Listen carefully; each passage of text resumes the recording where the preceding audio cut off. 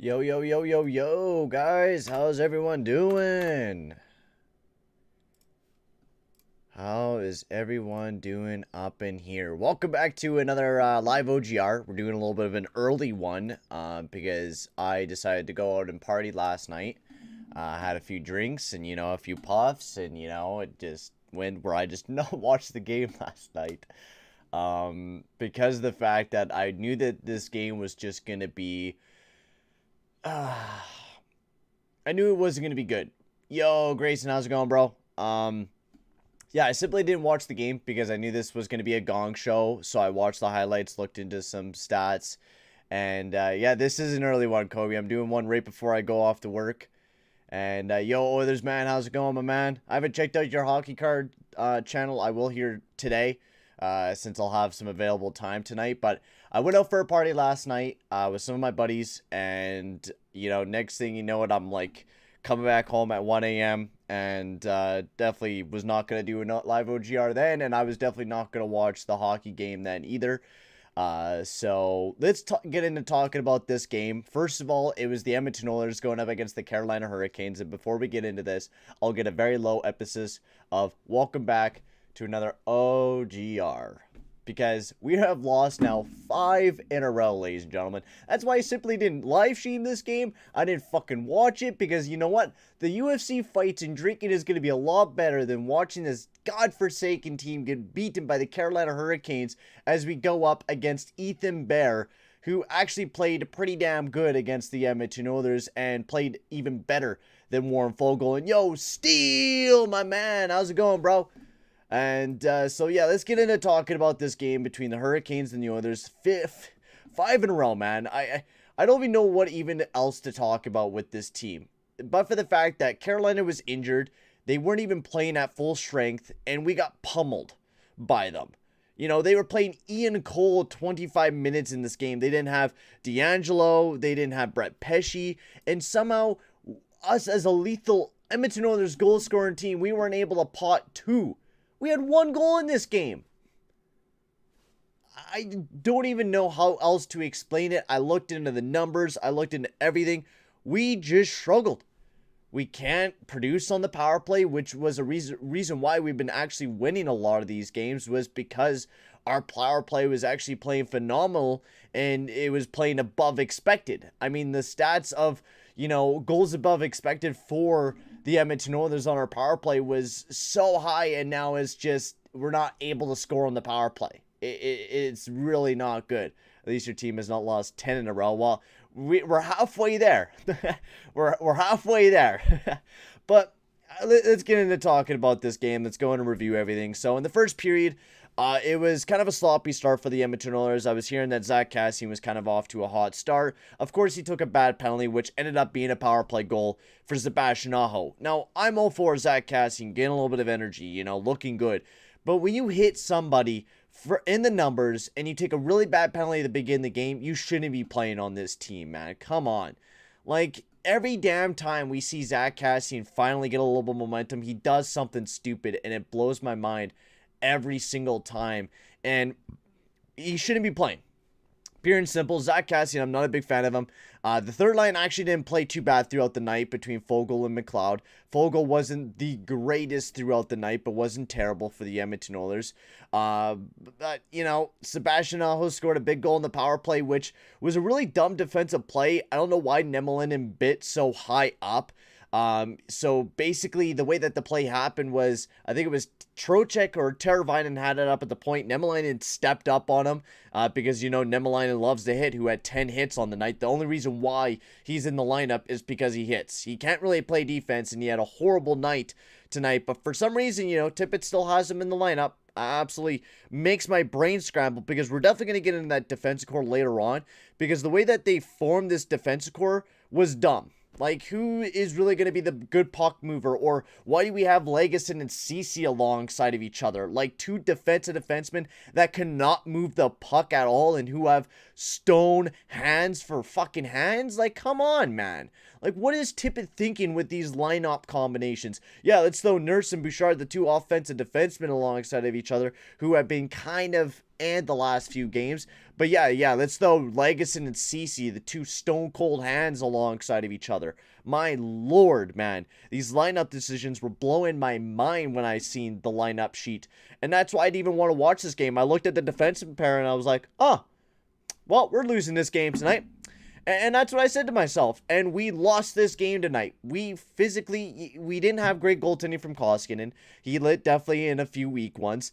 But I'm not even really blaming Koskinen for this full loss. It was a whole team effort. The reason why we lost this game was because the whole team sucked. Pure and simple. The whole team sucked. It was horrible. Going into the second period, we were getting pummeled by the Carolina Hurricanes. Niederreiter got his 6th goal of the season as it bounced right over Bouchard's stick, and he had a great dash in and took a beautiful shot on Koskinen, which should have been a save by Koskinen, but, it is what it is. And Nuge fought right back and got his 3rd goal of the season, which was a beautiful pass by Puljujärvi. It was a really, really good goal for Nuge, and he got us kind of back into the game, gave us a little bit of momentum, but then we just didn't do anything with it, we didn't do anything with the momentum from that goal. We got the goal and then we just played dead, legit. Near the end of the second period, we just didn't generate any offense. It was just a straight line. It was like we flatlined in the second going into the third period. We flatlined and didn't generate any offense throughout the end of the second going into the third. And this is a team that has the best top 6 in the NHL, and we couldn't generate any offense is an absolute joke. That we're not getting any big, offensive contributors from our depth, and we just keep seeing nothing. And now Ken Holland's apparently, from rumors, saying that we need a third-line centerman, a left-handed defenseman that's top 4, and a goaltender. Why did we pick that up during the offseason? We picked up Derek Ryan, Duncan Keith, and fucking Mike Smith as our goaltenders, and he's like, yeah, that'll be good. And then now during the regular season, it's like, oh shit, I didn't fix what I thought I fixed during the offseason. Shit, I messed up, man.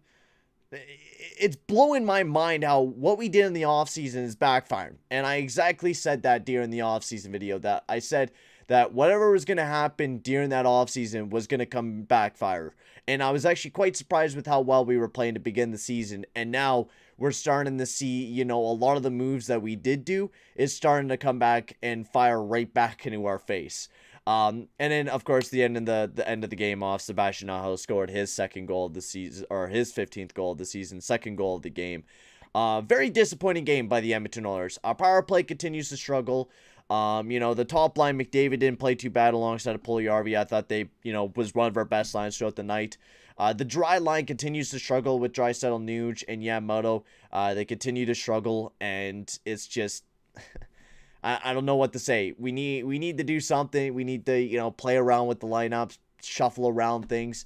I brought in, maybe we should do the 3-head line where we do McDavid, Draisaitl, and Nuge, because we need depth scoring right now, and we're not getting anything, man. We're not getting any depth scoring from any of our depth lines, and nor are they looking too great. Foegele, Kassian, and McLeod. McLeod looked great. Foegele didn't look and Kassian was just Kassian, looking as dead as ever, just hovering all over the place and not doing too much. And then the 4th line, just once again, very Scurvio and Shore weren't too bad throughout the night, but just very But and then also defense. I was going to talk about the defensive pairings as well. Nurse and Bouchard, I don't mind. They're probably one of our best defensive pairings carrying this team, which, carrying this team seems to be very difficult right now with how bad we've been playing defensively. And, we keep riding Darnell Nurse with playing 28 minutes a game, which he is not that type of defenseman, but for some reason we have to continue doing that because we have no other defense to play fucking defense, because Tippett was like, or Holland was like, you know what? CC and Keith will be good. They'll be able to carry some minutes, on the team. No. Then we had Legason and CC. Oh yeah, great defensive pairing, Tippett. Yeah, let's throw 2 guys that have no hands and we'll put them together. That is a great idea. And Barry and Emelainen absolutely struggled throughout the night, and I do not know why we continue to play Barry in the spots that we continue to play Barry, and especially up on that top power play, because he just makes just dumbass decisions up on that power play, and he makes no sense at all with the stuff that he does. But another loss for the Edmonton Oilers as we lost our 5 in a row. And it is not looking very bright for the Edmonton Oilers right now. And I will keep chanting fire Dave Tippett until he gets fired, until we see Woodcroft from the Bakersfield Condors get called up to coach this team. Because I feel like what Dave Tippett right now is doing, he's not executing the best lines for this team. He is not executing this, this best team. He's not getting the best out of this team. And we're starting to see that over these past few games. And, the injuries are hitting us, badly defensively. Like Oilers man was saying in the chat, Jason Grigor was saying on Twitter that Keith and Smith might be able to return for Tuesday night's game against the Toronto Maple Leafs. So, I don't know if Keith won't be able to do anything for us too special anyways. We were hiding underneath our power play, and now since our power play is not producing in these last few games, we had like one power play out of the last, I think it's 13 now. One goal out of the last 13 or 14 power plays. It's just, we can't be doing that. We got to be producing on our power play if we want to win, or we need to start playing better 5-on-5 hockey. That's pure and simple. These last few games have been horrible 5-on-5 wise, and it is starting to really badly show. So we need to pick our play up 5-on-5 wise, and we need to play hell of a lot better coming into this next game against the Toronto Maple Leafs, who have been looking stellar. So it's definitely going to be a rough one. And and hopefully Hyman isn't injured. I seen that he took a little bit of a rough hit. He held his shoulder, so hopefully Hyman's all good to go for next game, because if he's gone, our depth is even going to look even worse, man. Holy crow. And Mikko Koskinen had a bit of a rough night, but still played stellar. He made a lot of big saves. He was facing a high volume of shots, and he made some stellar saves to kind of keep this team, keep the Oilers in a really close game. So, very impressive game by Mikko Koskinen. And I will hang in there. At least you have some good players on your team. Flyers fired. Yeah, the coach. Yeah, it's kind of a gong show in Flyers Town, especially with Fletcher. Apparently, he'd even want to fire Mr. G or Vigneault, apparently, and the owner kind of forced him, from what I heard. So it's a complete gong show there in Flyers Town. But I'm gonna end the video here, guys. Thank you very much for watching the live stream. I probably won't be live tonight. I was thinking about doing a live stream tonight, but I will not be. I have to kind of reform my schedule because of work. Some of my work schedule has been changed around, so I'm gonna relax tonight. But thank you very much for tuning into this live stream. I will see you guys probably on Tuesday. I don't know if I'm gonna be doing a live stream tomorrow, but we'll have to see. I'll post it in the Discord and up on Twitter. But for right now, guys, I'm gonna end the stream here, guys. Thank you very much for watching. Make sure to like and subscribe. Thank you very much for tuning in, guys, and I'll see you guys all in the next one. Adios.